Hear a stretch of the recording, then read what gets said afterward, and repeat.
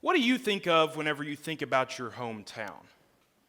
Your family, your childhood friends, the house you grew up in, or the school you attended. Maybe you think about the people and the places that help make you who you are. Carlisle, Kentucky. That's my hometown. And in saying that, I could very well be saying that I'm from Louisa, Frenchburg, Hyden, Hindman, Vanceburg, or a number of any other small towns that dot our region. And while each one of these communities has their own unique identity, we all share one common bond. You see, part of our hope left when industry left. In the 1990s, if you owned a pair of jockey underclothes, they were probably sewn in my hometown. The factory is no more, a product of low-wage textile operations being moved offshore in an effort to save market share. A farming community where some of the only opportunities for employment are at industries often 50 to 75 miles away.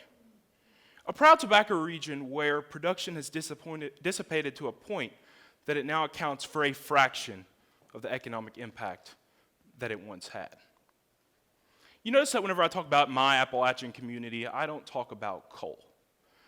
And while some may say that since my community is not a coal producer, we shouldn't be part of the regional conversation. However, I would counter that by saying that this region is not defined by what's in the ground. Rather, it's defined by the people that inhabit this region. James is just an ordinary guy like me. I've known him since elementary school. We went to the same birthday parties, played on the same Little League team, and both spent our time growing up in the same small Kentucky town. From what I can remember growing up, James was a very gifted student. Whenever he grew up, he either wanted to be a scientist or a teacher. Now, both of these were very realistic goals for James, but something happened between that point in his life and now that's changed him. Today, less than a year after graduating high school, James is unemployed, only working seasonal employment in an effort to just get by. He has no plans, no career aspirations, and is bitter towards his condition and his community. Today, James is lost, dabbling in drugs and alcohol in an attempt to escape his life. Some may say it was because he grew up in a single-parent home, and some sociologists may say it was because he came from a low-income household. This is James' story, but I can guarantee you that every single one of you can plug a name in to that story. My peers are substance addicted and are overcrowding our jails. And if we don't do anything about it, then nobody will. If you ask a group of politicians to try to come up with an answer for this problem, you'll get 3 gallons of crap in a 2-gallon bucket.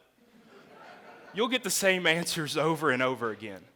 We need more jobs. Bring back coal. We need better infrastructure, water and roads, and attention to basic human needs. We need better health care.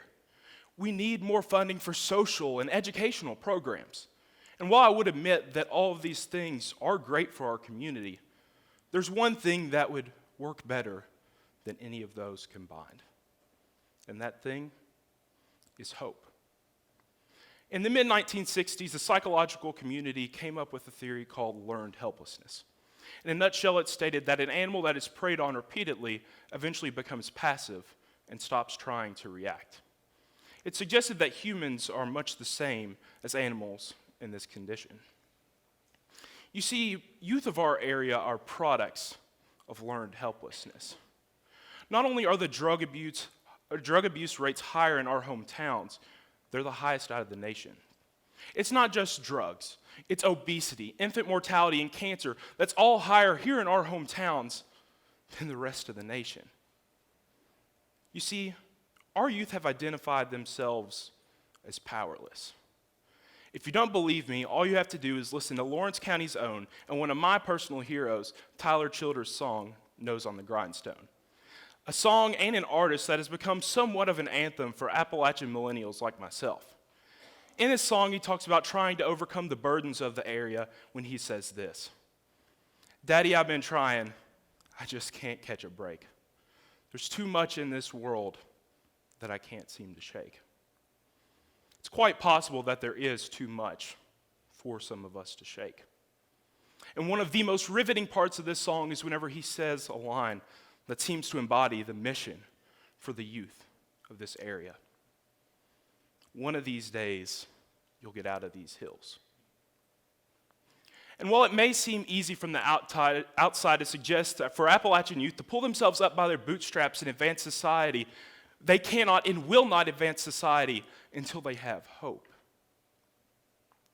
One of the biggest things in life is knowing that you can't persevere past failure unless you have hope. And this is why it's crucial for us to have paths of hope for youth in our region.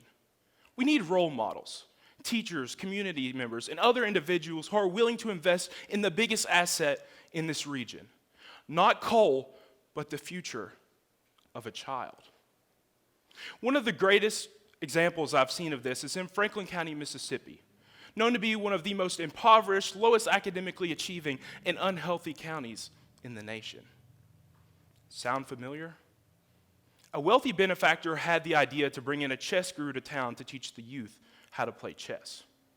He was able to let those youth win national competitions through the teaching he gave them. But what he taught the youth wasn't the game of chess, but rather he gave them an opportunity for hope. And lastly, without hope, or in order to have hope, we must first have faith. Faith in a higher power. Our region has always been known to be very accepting of any and every faith. Just as the Lord declares in Jeremiah 29:11, "For I have hope and a plan for you." So you want cleaner communities with more productive citizens. So you want a better commonwealth and a better nation. Do you, like me, want to change the cornerstones of despair into building blocks of success? If you do, then the answer is simple. The answer is hope. Thank you.